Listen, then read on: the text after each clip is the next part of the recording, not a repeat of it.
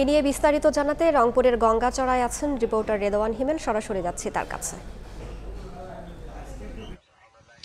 উজানের পাহাড়ি ঢল আর গত ৩ দিনের ভারী বৃষ্টিপাতের কারণে কিন্তু রংপুর, লালমনিরহাট, কুড়িগ্রাম, নীলফামারীর বিভিন্ন চরাঞ্চল এবং নিম্ন অঞ্চলগুলো প্লাবিত হতে বসেছে। আমি এই মুহূর্তে আছি রংপুরের গঙ্গাচড়া উপজেলায়। আপনাদেরকে একটু ঘুরে দেখাতে চাই যে রংপুরের যে গঙ্গাচড়া উপজেলার যে চরাঞ্চল এবং নিম্ন অঞ্চলের বাসিন্দারা রয়েছে তারা কিন্তু যখনই কিন্তু এই তিস্তার পানি বাড়তে শুরু করে তখনই তার পরে কিন্তু তাদের যে পানি বাড়ার সাথে সাথে তাদের দুর্ভোগ বাড়তে থাকে।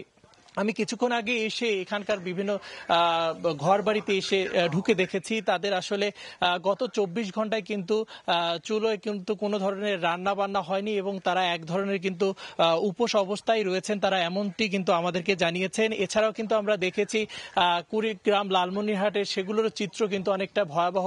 রাস্তাঘাট, মানুষের শাকসবজি থেকে বিভিন্ন ফসলি জমিতে পানি ঢুকে গিয়েছে এবং সেখানেও কিন্তু নিম্ন অঞ্চল যেগুলো জায়গা রয়েছে সেগুলো কিন্তু প্লাবিত হয়েছে এবং আগাম যে শীতকালীন সবজি রয়েছে সেগুলোতে কিন্তু সবজির ক্ষেতে পানি প্রবেশ করায় কৃষকদেরও কিন্তু অনেকটা জনমনে শঙ্কা কাজ করছে। এবং আমি যদি একটু বলি যে এখানে এসে ঘুরে ঘুরে আমরা দেখেছি বিভিন্ন ঘর বাড়িগুলোতে পানি প্রবেশ করায় তাদের কিন্তু খাটের উপরে তাদের যত আসবাবপত্র সেগুলো কিন্তু রাখা হয়েছে এবং তারা কিন্তু আমাদেরকে খুব কষ্টের কথা জানিয়েছেন। তখনই কিন্তু এই যে ভারতের পাহাড়ি উজানের যে ঢল এবং যে ভারী বৃষ্টিপাতের কারণে যে পানি বৃদ্ধি হয় তখনই কিন্তু তাদের অনেকটা কষ্ট পোহাতে হয় এবং তারা কিন্তু আমাদেরকে কষ্টের কথাগুলোই কিন্তু আমাদেরকে জানিয়েছেন। এবং আমরা কথা বলেছি পানি উন্নয়ন বোর্ডের নির্বাহী প্রকৌশলীর সঙ্গে। তিনি আমাদেরকে যেমনটি জানিয়েছেন যে এই পানি বাড়ার সঙ্গে সঙ্গে পানি বৃদ্ধির যে ঢল সামলাতে কারণে কিন্তু ৪৪টি জলকপাট সেটা কিন্তু খুলে দেওয়া হয়েছে এবং যেগুলো ঝুঁকিপূর্ণ জায়গা রয়েছে এবং ক্ষতিগ্রস্ত যে জায়গাগুলো রয়েছে সেগুলোতে জিও ব্যাগের মাধ্যমে কিন্তু